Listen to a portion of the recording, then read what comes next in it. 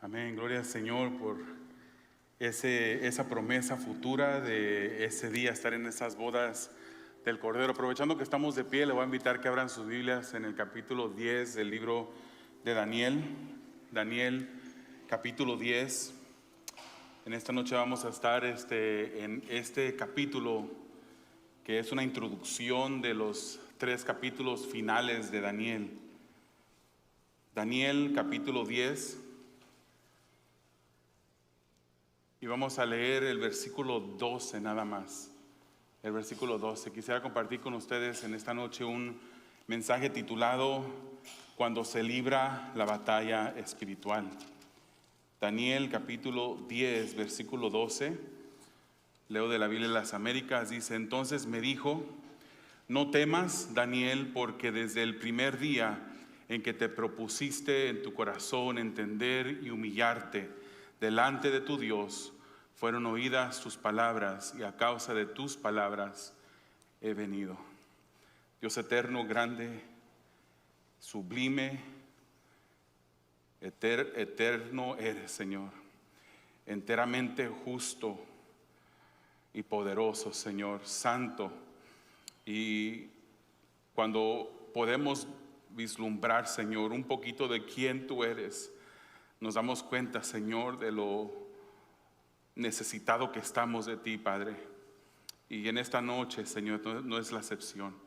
Te pedimos que tú hables a nuestras vidas, te pedimos que tú seas quien toque los corazones, que estimule las mentes de las personas que están aquí o escuchando en línea a pensar, Señor, a pensar cómo tu palabra les confronta, Señor, y les ayude a seguir adelante, Padre. Estamos confiando en que tú lo harás, Padre, porque yo no puedo. Así es que sé tú, Señor. Te lo pedimos en el nombre de Jesús. Amén. Pueden tomar sus asientos, hermanos. Cuando se libra la batalla espiritual, cuando se libra la batalla espiritual. La batalla espiritual, hermanos, es algo que es real en la vida del creyente.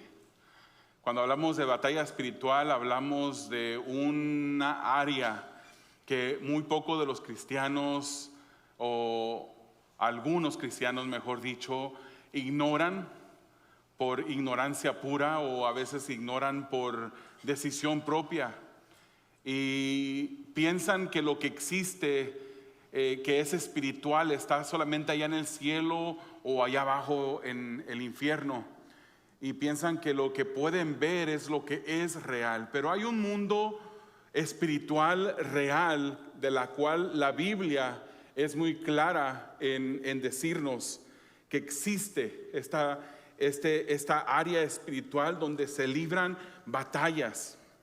Entonces la batalla espiritual, hermanos, en la vida del creyente es real. Y hay pocas cosas que Satanás quisiera más que hacerte a ti tropezar.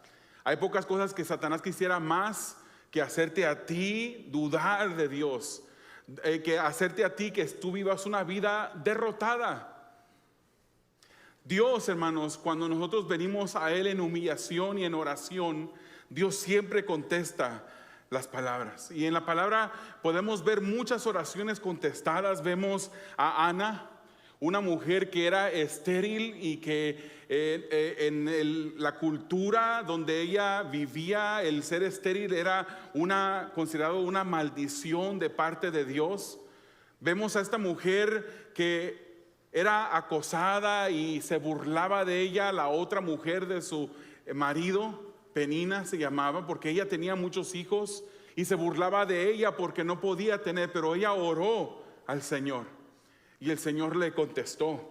Vemos a un Josué que estaba en plena batalla y él quería que Dios le diera la victoria, y en un momento determinado de la batalla, cuando ya se acababan las horas del día o el sol del día, él clamó al Señor, y el Señor, dice la palabra, que detuvo el sol.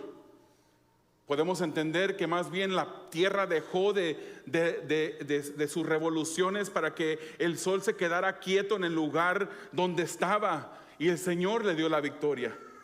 Podemos ver a un rey Ezequías que oró para que Dios le diera la victoria sobre el rey de Asiria. Y la respuesta de esa oración fueron 180,000 soldados enemigos muertos, porque Dios le contestó la oración. Podemos ver a un Josafat que se enfrentaba a un ejército, a un pueblo vecino, diferentes pueblos vecinos que se habían unido en una coalición contra él, mucho más grande, y él no tenía las armas necesarias ni el ejército necesario para enfrentarse a tan numeroso ejército. Pero él oró. Él oró, y la segunda de Crónicas 20:15 nos dice: no temáis, que se le dijo a él, no temáis ni os acobardéis delante de este grande multitud, porque la batalla no es vuestra, sino de Dios. Y él no tuvo que ni siquiera ensartar una flecha, ni tirar ni una sola piedra, porque cuando llegaron donde estaba el enemigo, los encontró a todos muertos. Esas son las cosas que el Señor hace cuando nosotros venimos a Él en oración, y Él contesta la oración. Y en este capítulo 10 de Daniel vemos a un anciano que oraba. Un anciano que oraba, que quizás no se encontraba en una lucha física como los ejemplos que les acabo de dar, pero este era un anciano que estaba en una batalla espiritual, luchando. Su lucha era una lucha que lo tenía a él amedrentado, que lo tenía a él decaído, que lo tenía a él triste. Hermanos, este capítulo de Daniel, el capítulo 10, es un capítulo que es introductorio a los capítulos 11 y 12, donde ya estamos viendo esa es una unidad con la cual finaliza el libro de Daniel. El capítulo 10 da comienzo a esta unidad. Este capítulo nos enseña cómo Daniel oraba. Nos va a enseñar también una visión que tiene Daniel sobre un personaje majestuoso. Y subsecuentemente a esa visión vemos a varios mensajeros, o más de un mensajero, llegar a donde estaba Daniel y ministrarle. Este capítulo nos enseñará cómo es cuando se libra la batalla espiritual. Cuando hay angustia en el alma, en el corazón, y estamos luchando espiritualmente, este es un capítulo en el cual vemos un ejemplo similar. Si lee conmigo el versículo 1 y 2 del capítulo 10, dice que en el año tercero de Ciro, rey de Persia, un mensaje fue revelado a Daniel, a quien llamaban Belsasar. El mensaje era verdadero y acerca de un gran conflicto. Él comprendió el mensaje y tuvo entendimiento de la oración. En aquellos días, dice, yo, Daniel, había estado en duelo durante 3 semanas completas. Ese capítulo comienza en su primer versículo hablando en tercera persona, como que Daniel no es el que está hablando, como que alguien está dando una introducción al capítulo 10 y nos da unos detalles. Nos dice, primero confirma el tiempo, y también afirma que Daniel, el mismo que llegó a Babilonia cautivo desde Jerusalén, al cual tenía ese nombre específico que se le había dado en Babilonia, recibió esta visión. Era no otro Daniel, era el mismo Daniel que había llegado en aquel entonces. Sabemos que el tercer año del rey Ciro de Persia era el año 537 antes de Cristo. El año 537 antes de Cristo, Daniel estaba en duelo, y dice que él estaba en duelo, ayunaba por 21 días.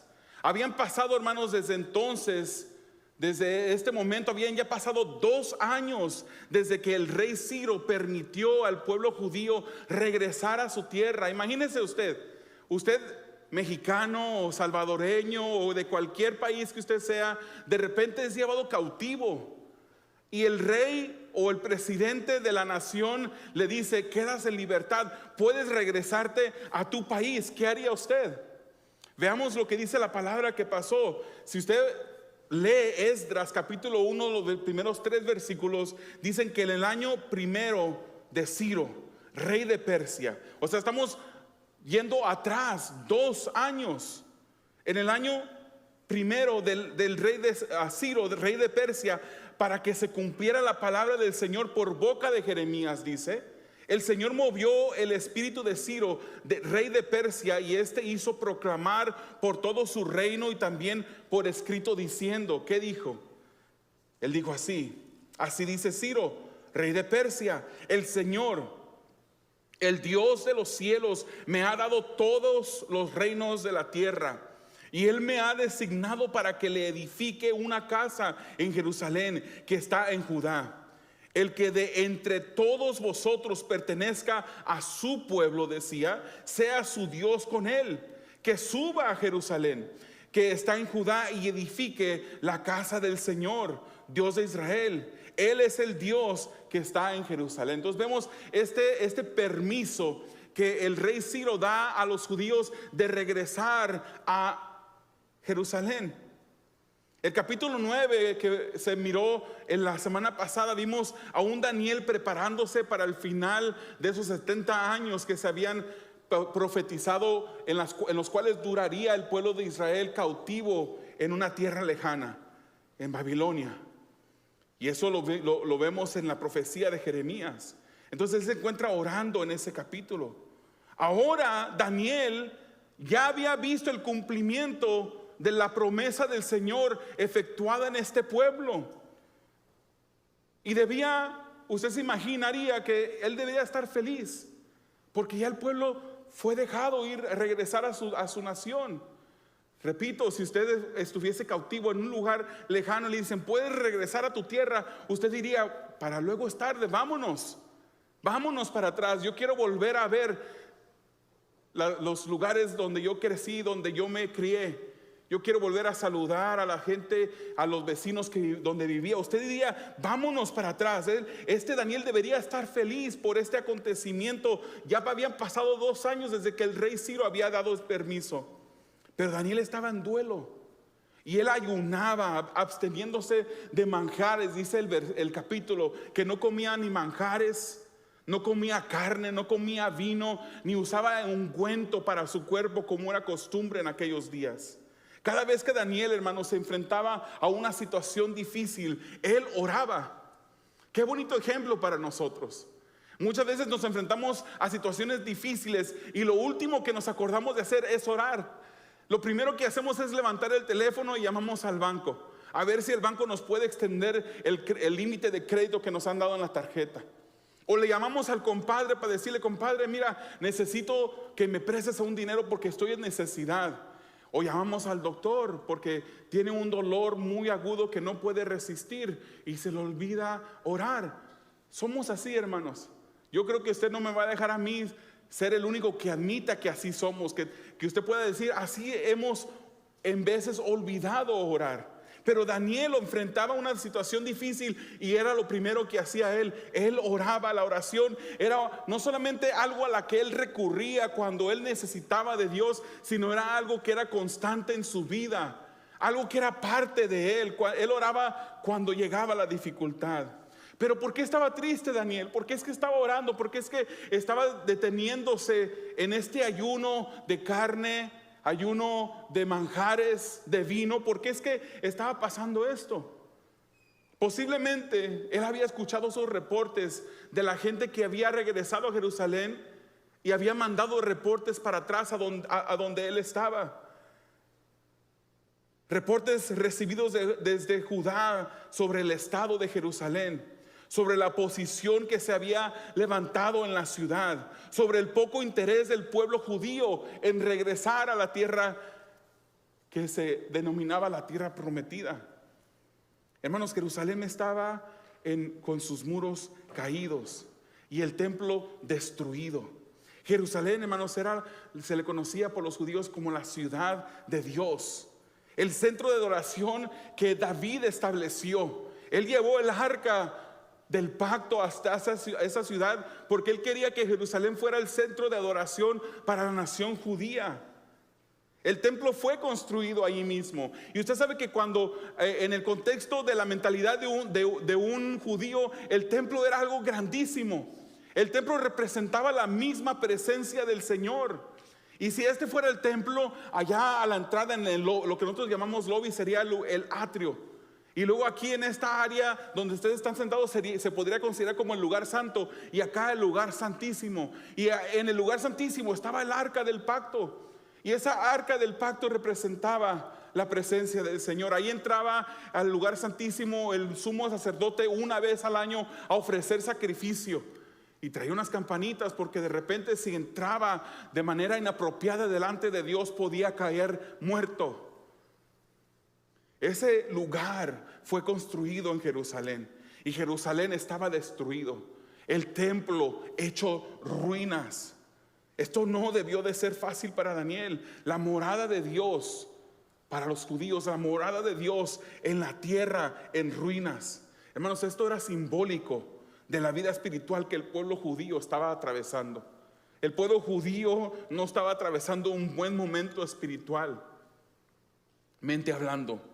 Los enemigos de Israel también se habían levantado en contra de la reconstrucción de Jerusalén. Si en ese mismo libro de Esdras capítulo 4 versículo 4 nos dice: pero el pueblo de la tierra intimidó al pueblo de Judá y lo atemorizó para que no edificara.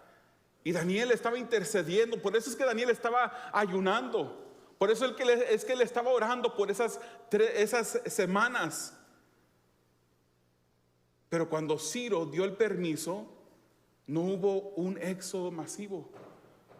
Yo me imagino que Daniel se imaginaba: ok, el rey ya nos dejó salir. Y se imaginaba como el éxodo de Egipto, cuando el rey, cuando Faraón dejó al pueblo ir y la gente salió de la esclavitud y salió un pueblo grande y numeroso rumbo a la tierra prometida. Yo me imagino que Daniel pensó que pasaría igual, pero no fue así. No hubo un éxodo como había habido en tiempos anteriores. Los judíos no regresaron, más que un grupo pequeño regresó. Hermanos, esto no era una reacción que debió haber sido normal, y menos para Daniel. ¿Cómo es que la gente no quiere regresar? Se habría preguntado Daniel. Para el judío, hermanos, estar lejos de su tierra, de esa tierra que Dios les dio, estar en una tierra lejana, eso era como una maldición, era un castigo divino para ellos. Es por eso cuando la parábola del hijo pródigo Jesucristo la narra, y la narra en medio de otros judíos, y cuando dice que el hijo le pidió al padre que le diera lo que le pertenecía, y no dice que compró la propiedad que estaba al lado del padre, sino que se fue a una tierra lejana. Eso quiere decir mucho para los judíos. Estar en una tierra lejana era una maldición, era un castigo. Pero el pueblo, habiéndosele dado permiso para regresar a Jerusalén, no lo hizo. Esdras capítulo 2 versículo 64 nos dice que regresó a Jerusalén arribita de 40,000 personas. Y usted dirá: no, pues eso fue un buen número. No, fueron muy pocos, considerado todos los exiliados que existían en ese lugar. 40,000 fueron muy poquitos. El pueblo estaba ya cómodo. Había llegado a una tierra extranjera, ya se había puesto cómodo, ya estaba tranquilo, estaba acomodado el pueblo. Y muchas veces, hermanos, a nosotros la influencia de este mundo nos pone cómodos. Y estamos prosperando, del Señor permite bendición en nuestras vidas, y vamos aumentando en salud, a lo mejor en estado financiero, pero nuestra vida espiritual se va decayendo porque nos estamos poniendo cómodos.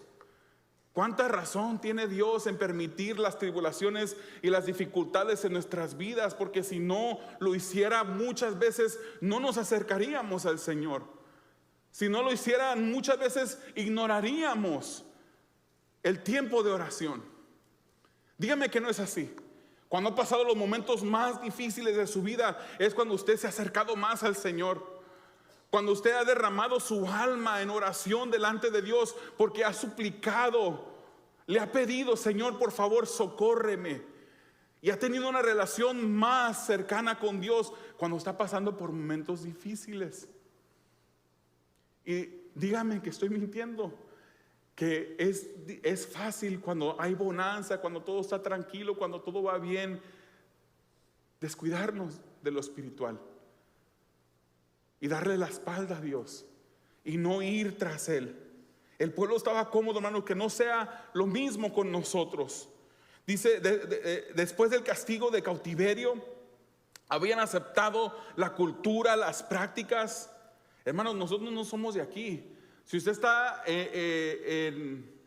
enfocado en las riquezas de este mundo, cambie su enfoque. Si el Señor le bendice, maravilloso. No, la bendición del Señor no es mala. Si el Señor le ha dado, está bien que el Señor le haya dado. Pero no ponga su vista en las cosas materiales de este mundo, porque este no es nuestro hogar. Si usted es un hijo de Dios, este no es su hogar. Tenemos un hogar en el cielo. 2 Corintios capítulo 5 versículos 1 y 2. Porque sabemos que si la tienda terrenal, que es nuestra morada, es destruida, tenemos de Dios un edificio, una casa no hecha por manos, eterna en los cielos. Mientras tanto, dice, pues en verdad en esta morada gemimos, anhelando ser vestidos con nuestra habitación celestial. ¿Cuántos estamos gimiendo? Si el Señor se presentara ahorita a su lado, le dijera, ¿te quieres ir conmigo?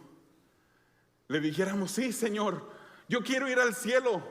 Yo quiero ir al cielo en este momento, estar contigo. O le diríamos, no, Señor, espérate, que primero necesito ir a enterrar a mi padre. Dame unos años más, mi padre ya va avanzando en edad, él va a morir un día, ya que muera, Señor, entonces sí me llevas para estar con él.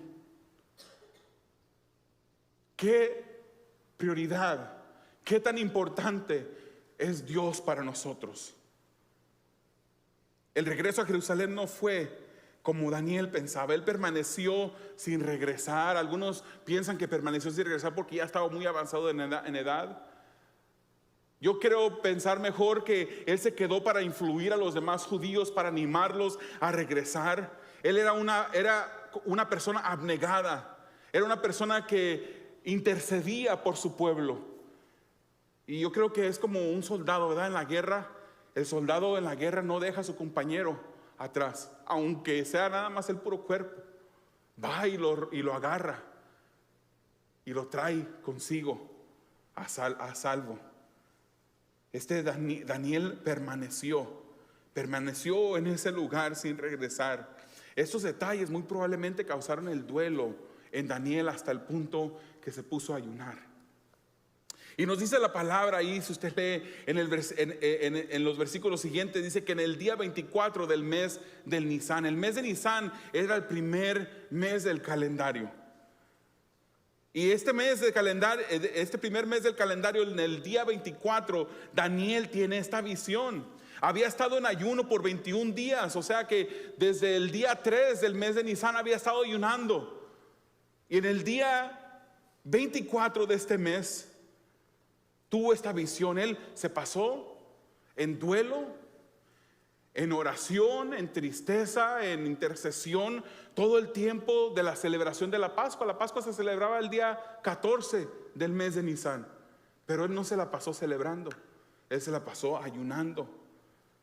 Tampoco celebró la fiesta de los panes sin levadura, que se celebraba después de la Pascua.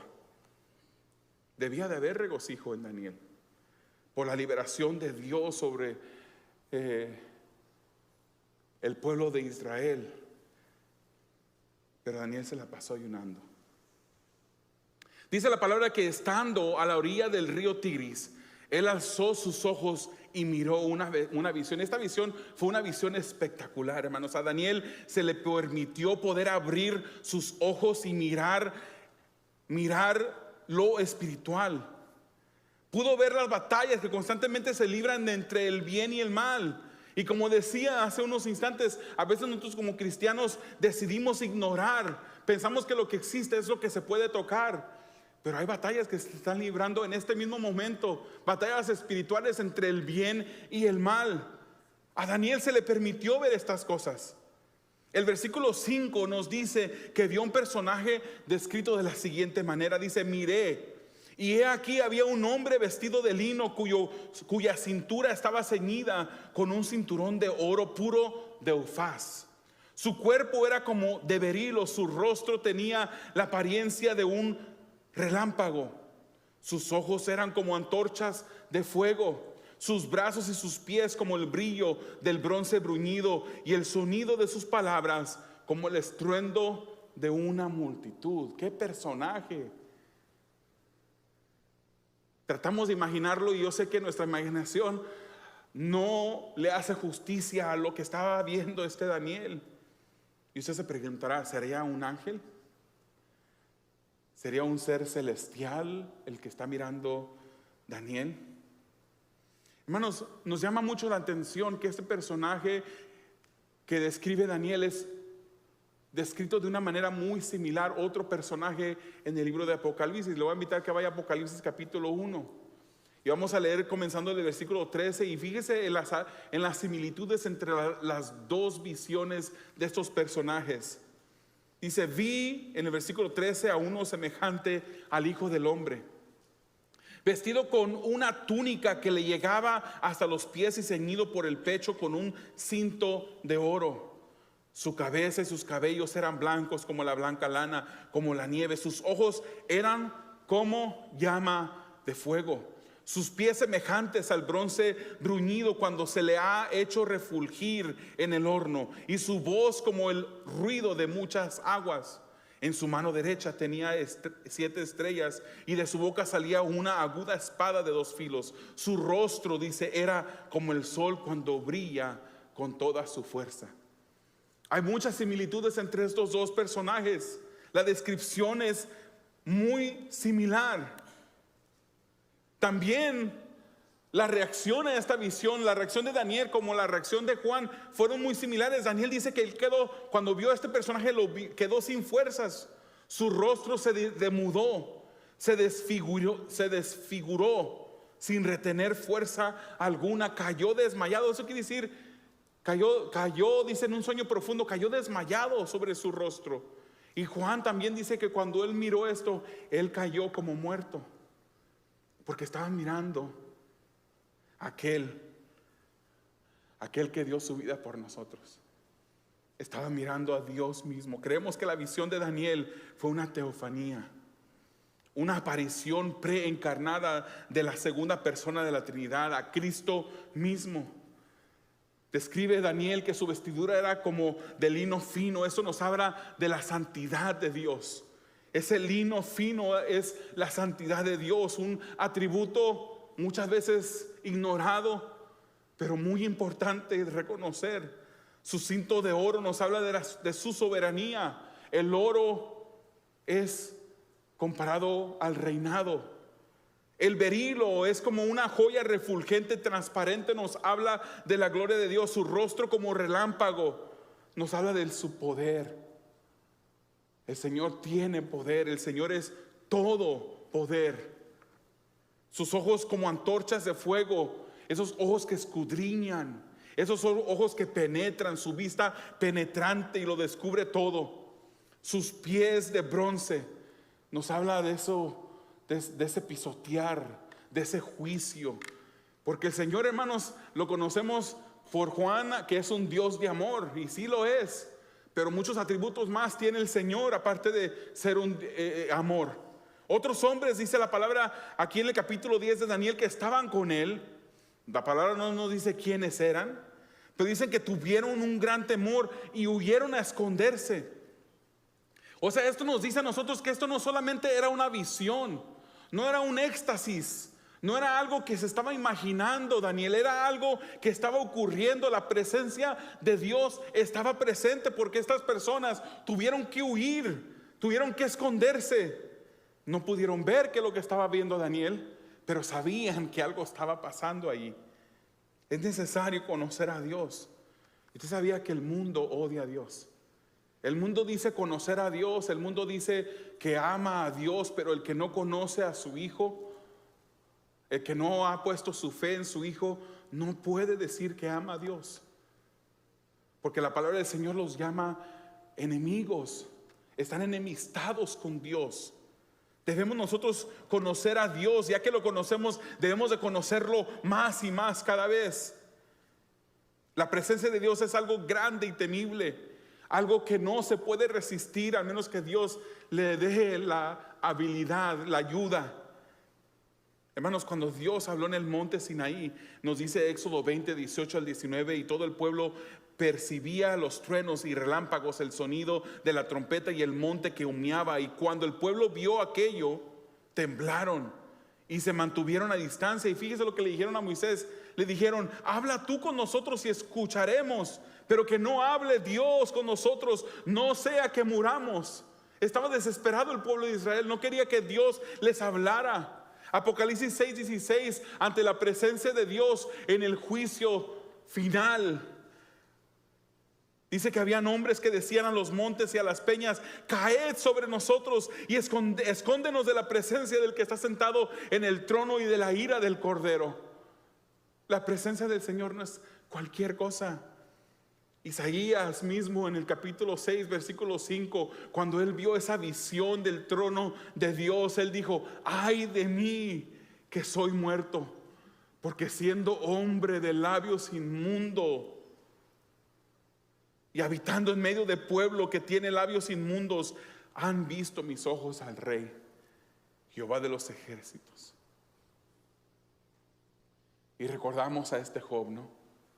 A un Job que muchas veces agarramos una porción, unas palabras que él dijo para hacernos sentir bonito.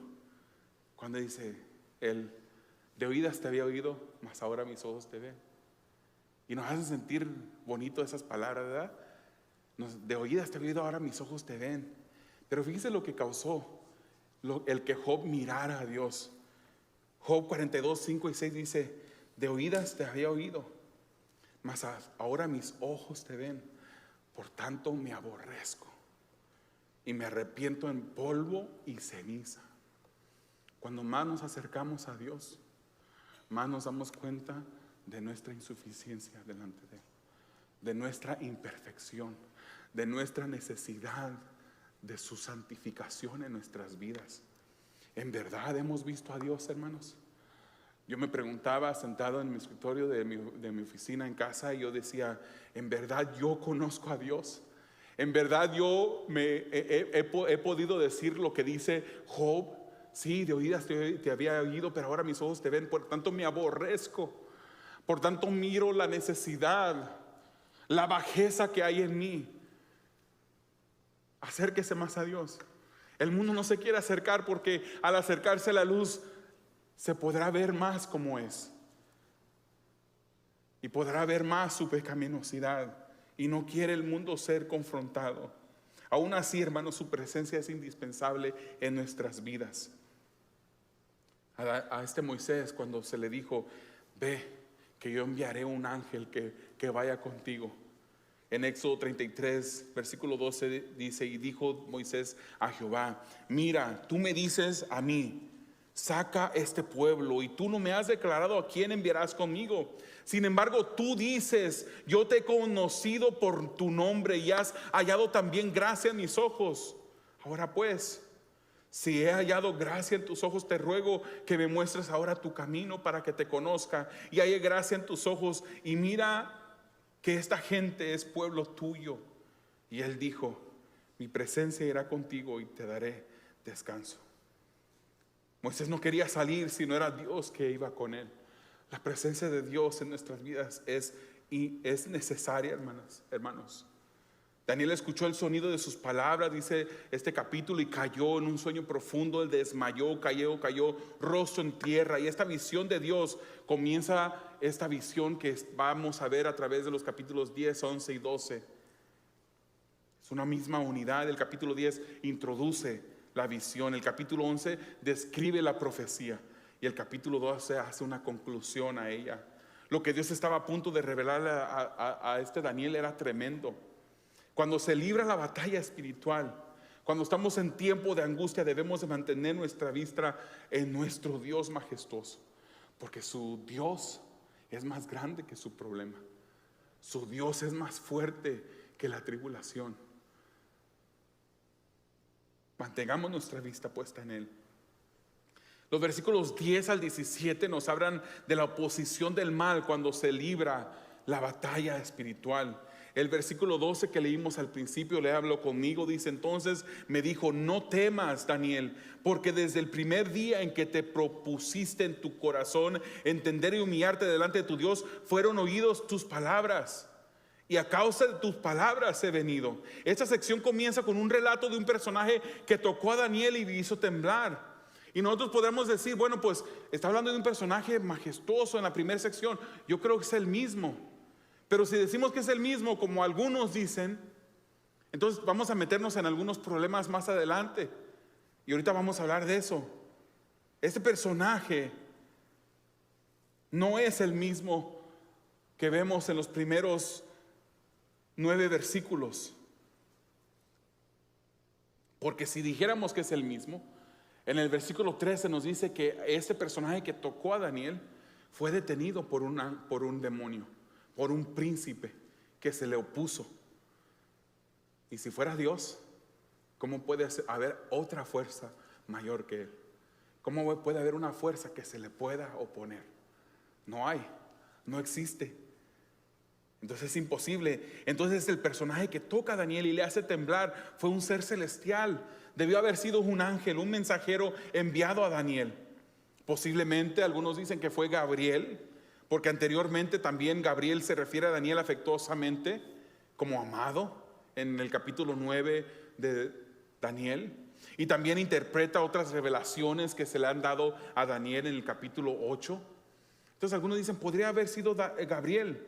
Pero este mensajero le dice a Daniel unas palabras muy alentadoras, le anima a no temer. Asegura que desde el primer día en que Daniel propuso en su corazón entender y humillarse delante de su Dios, su oración había sido escuchada. El mensajero había sido enviado incluso para responder a esta oración, esta petición de parte de Daniel. Hermanos, es reconfortante saber que Dios está atento a nuestro clamor. Lo sabía. Sabía que no hay ni una oración, ni una lágrima que salga de sus ojos que Dios no tenga en cuenta. Sabía que el Señor, cada vez que usted ora, el Señor está escuchando. Pero a veces nos desanimamos porque oramos y oramos y oramos y pareciera que el Señor no contesta. Le pedimos al Señor por sanidad, por salvación, por provisión, y a veces pareciera como que no contesta. ¿Será que el Señor se duerme? ¿Será que el Señor está muy ocupado para nosotros? ¿Será que el Señor a veces está distraído en otras cosas? No, de ninguna manera. El Señor escucha nuestro clamor. Cada palabra que nosotros presentamos delante de nuestro Dios, Él la escucha. Es reconfortante saber que Dios está atento a nuestro clamor, que Él escucha, y no solamente escucha, sino contesta también. Él contesta nuestras oraciones cuando nuestras oraciones están de acuerdo a su voluntad, y eso es algo muy importante, porque la palabra del Señor nos dice que le pidamos creyendo en el nombre de Jesús y Él nos daría. Pero también su palabra, si tenemos que tomarla en balance, su palabra también dice que a veces pedimos y no se nos da porque pedimos mal, pedimos para nuestros deleites, para nuestras pasiones. Pero cuando pedimos de acuerdo a la voluntad del Señor, entonces, por eso el salmista decía: deleítate a sí mismo en Jehová y Él te concederá las peticiones de tu corazón. Es deleitarte en Jehová primero, es buscarle primero. Y ¿sabe qué? Que la oración no es un momento de peticiones, de antojos. La oración no es para eso, mi hermano. Si a usted le enseñó que usted podía declarar y decir que en el día de mañana le van a aparecer $1,000 en la cuenta que no habían antes, le han engañado. Le han engañado. La oración no es para declarar. Usted puede declarar las grandezas de Dios. Usted puede declarar que Dios es grande, lo que la misma palabra declara. Pero usted no puede usarla de la oración como un momento para pedirle al Señor antojos. Por eso es que no recibimos, porque pedimos para nuestros propios deleites. Pero si venimos al Señor, como dice el Salmo 51:7, con un corazón contrito y humillado delante de Él, y entre más oramos, y aunque el Señor no le conteste rápido, usted siga orando y usted sigue persistiendo y usted le sigue pidiendo, y de repente usted se va a empezar a dar cuenta de que la oración suya va progresando y va cambiando, y el Señor va cambiando sus intereses, el Señor va cambiando su voluntad para que su voluntad se alinee a la voluntad de Dios. Y entonces el Señor le concede lo que usted le está pidiendo. Y algunos de ustedes dirán, entonces ¿para qué orar? Si el Señor va a hacer lo que Él quiera hacer. El Señor usa la oración para formarnos. El Señor usa la oración para moldearnos a su voluntad. Y el alfarero quiere moldearte, hermanos. El alfarero quiere moldearnos. Dejémonos moldear por el Señor. Desde el primer día, dice, que había orado Daniel, fue enviada respuesta. Pero pues no llegó rápido. El príncipe, dice el capítulo, que el príncipe de Persia es un demonio con poder. Se enfrentó, se le opuso a este mensajero por 21 días. Era un demonio poderoso, tanto que el mensajero necesitó la ayuda de Miguel para que le ayudara. Y Miguel, hermanos, no era cualquier ángel. Él se le llama un arcángel en las escrituras. Un arcángel, un ángel de alto rango. Y es interesante, hermanos, como aún teniendo ese rango importante, en Judas versículo 9 nos dice que cuando él se enfrentó a Satanás, él no se atrevió a proferir juicio en contra de Satanás, sino que dijo: el Señor te reprenda. Pero muchas veces nos paramos delante del enemigo así bien filosos, ¿verdad? Bien así, ahora sí, enemigo, vente en contra de mí y yo te reprendo. La palabra del Señor nos dice que Jesucristo reprendía. La palabra del Señor incluso nos dice que se enfrentaba a los demonios y le preguntaba: ¿cuál es tu nombre? No se ponga a hacer eso, hermano. No le pregunte al enemigo cuál es su nombre, al demonio. Repréndalo en el nombre del Señor, porque el Señor es el que tiene poder. Este Miguel ni siquiera se atrevió a proferir maldición contra Satanás, sino que dijo: el Señor te reprenda. Miguel es mencionado en Daniel, en Judas y en Apocalipsis, y cada vez está en acción, cada vez está en una acción de lucha, resistiendo en guerra espiritual. Y es descrito en el versículo 13 como uno de los príncipes principales. También en Daniel capítulo 12 versículo 1 es descrito como el gran príncipe que vela sobre el pueblo de Dios. Tiene una asignación muy específica. Entonces Dios escucha el clamor de Daniel. El mensajero es enviado para darle a conocer a Daniel, de acuerdo al versículo 14, lo que sucederá con los judíos al final de los días. Parece que eso era la preocupación de Daniel. Parece que eso es por la razón por la cual él estaba ayunando y pidiendo en súplica a Dios. Se le iba a decir qué pasaría con su pueblo al final de los días. Esto apunta, hermanos, a la visión que tendrán los capítulos subsecuentes para un tiempo lejano, dice este mismo capítulo. Entonces, al escuchar el mensajero que vino en respuesta a su oración, Daniel quedó sin poder hablar y quedó postrado, nos dice el capítulo. Y las palabras que escuchó Daniel fueron una impresión fuerte para él. Después, otro personaje semejante a un hombre, dice él, tocó sus labios, y así de esta manera pudo Daniel hablar al mensajero que estaba altamente angustiado. Le dijo que estaba angustiado por la visión y se había quedado sin fuerzas. Y Daniel no se sentía capaz de hablar con este mensajero y se había quedado sin fuerzas y sin aliento. Cuando se libra la batalla espiritual, habrá oposición del maligno, pero la oración nos sostendrá. ¿Lo cree? La oración nos sostendrá. Los últimos versículos del 18 al 21 nos habla de la fortaleza en tiempos de la batalla espiritual. Lea conmigo el 19. Dice: y me dijo: no temas, hombre muy estimado. ¿Qué haría usted si el Señor le dijera a usted: hombre muy estimado, mujer muy estimada, muy querida? No temas, hombre muy estimado, la paz sea contigo, sé fuerte y esfuérzate. Cuando habló conmigo, recobré las fuerzas y dije: hable mi Señor, porque me has fortalecido. Entonces está pasando esta situación con Daniel, pero él es fortalecido.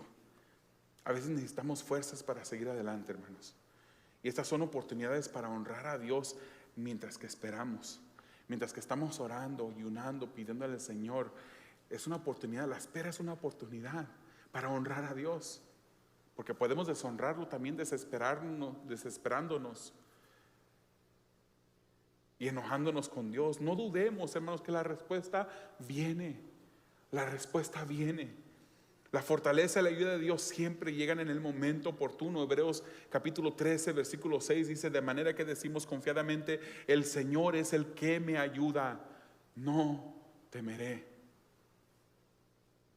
Dice Daniel que el de semejanza de hombre lo tocó y lo fortaleció. Volvió a decirle que no temiera y le dijo: hombre muy estimado. Qué reconfortante escuchar esas palabras para Daniel. Se le dio paz a Daniel y se le animó que fuera fuerte y se esforzara. Esas palabras lo fortalecieron. La palabra, hermanos, la oración y la palabra. Oración, palabra. La palabra nos renueva, nos anima a no temer, a esforzarnos. ¿Qué fue lo que le dijo Josué a Josué? ¿O qué fue lo que dijo Josué más bien? El capítulo 1, versículos 8 al 9. Porque sabemos que Josué capítulo 1, versículos 8 y 9 nos hablan de unas palabras que podemos estar nosotros mirando, leyendo, y que pueden de ser para ayuda de nosotros. Dice: este libro de la ley no se apartará de tu boca, sino que meditarás en él de día y noche, para que cuides de hacer todo lo que en él está escrito, porque entonces harás prosperar tu camino y tendrás éxito. El libro, la ley, la palabra, que la palabra sea central en nuestras vidas. No te lo he ordenado yo, dice el versículo 9, sé fuerte y valiente, no temas ni te acobardes, porque el Señor tu Dios estará contigo donde quiera que vayas. No temamos, hermanos, estamos en una lucha espiritual, pero el Señor es nuestro Dios que va por delante y nos defiende. Dice que el capítulo que a Daniel se le iba a declarar lo que estaba escrito en el libro de verdad, y esto habla del conocimiento del futuro de Dios, cómo Dios es soberano. Ese era un conflicto tal, hermanos, que requería que se continuara la lucha contra el príncipe de Persia. Y luego, después de eso, dice el capítulo que vendría el príncipe de Grecia. Al parecer estos son demonios quienes peleaban por los imperios paganos en contra del pueblo de Israel. La lucha espiritual es real, hermanos.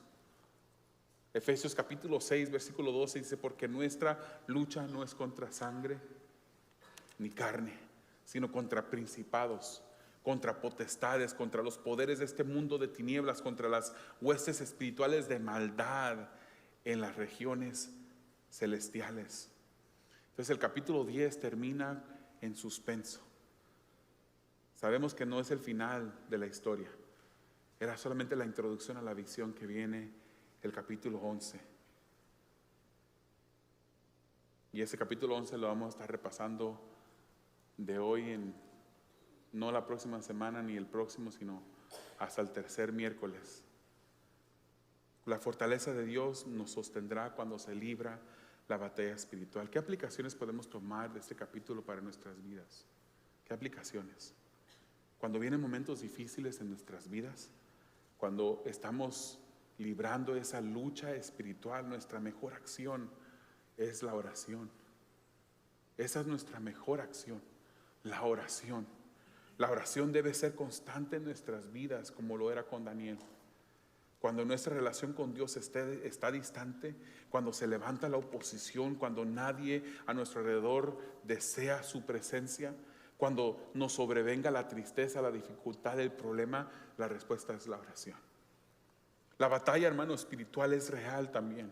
Miremos siempre a Dios. Él es el gigante que pelea por nosotros, el que va adelante. Y la palabra del Señor dice que con que estemos con Él, constituimos la mayoría. También vengamos a Dios en humillación.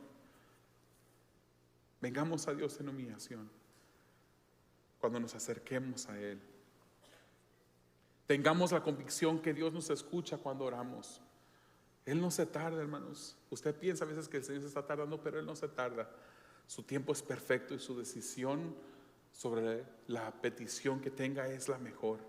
Así es que recordemos que Dios es nuestra fortaleza Y las batallas espirituales se libran sobre nuestras rodillas en oración.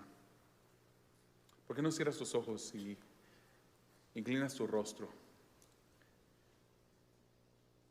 Y pídele al Señor que aumente tu deseo por orar, que abra tu vista y puedas tú ver esas batallas, esas luchas que se libran espirituales en las regiones celestiales, para que tu oración sea ferviente, pidiéndole al Señor que el Señor cambie tu vida completa y que puedas imitar a Daniel, que puedas ser ese hombre, esa mujer de oración que conocía la ley de Jehová y que buscaba honrarle en todo momento. Y para ti que no conoces al Señor en esta noche, yo te quisiera decir que te tengo una mala noticia. La palabra del Señor nos dice que todos nosotros hemos nacido pecadores y todos hemos pecado. Y también nos dice que Dios es un Dios que es justo y santo y que requiere justicia, que castiga al pecador enviándolo al infierno. Y tú dirás, pero yo soy buena persona, yo no le he hecho mal a nadie. Pero la palabra del Señor nos habla de un Dios que es tan justo, tan santo, que requiere perfección, y ninguno de nosotros hemos sido perfectos. Hemos mentido, hemos a veces quizás tomado algo que no nos pertenece, hemos pensado cosas malas y hemos pecado delante de Dios. Pero la buena noticia que tengo para ti en esta noche es que el Señor entregó a su Hijo para satisfacer la deuda de justicia, la deuda de castigo que nosotros teníamos delante de Él. Y si tú te arrepientes delante del Señor, el Señor te puede perdonar. Nos dice Romanos 6:23 que la paga del pecado es muerte, mas la dádiva de Dios es vida eterna en Cristo Jesús. Y también la palabra nos dice que Dios muestra su amor para con nosotros, que aun cuando éramos pecadores, Cristo murió por nosotros. Entonces, si tú quieres ir al cielo un día, tienes que rendirte a Dios, porque Jesucristo es la única respuesta. Es el único que puede darte la salvación, porque Él pagó el precio que te tocaba a ti pagar. Y si tú quieres entregarle tu vida al Señor, ríndete a Él en este momento. Clama a Dios en este momento y pídele perdón. Dile que te arrepientes de todos tus pecados y quieres ser un hijo de Él.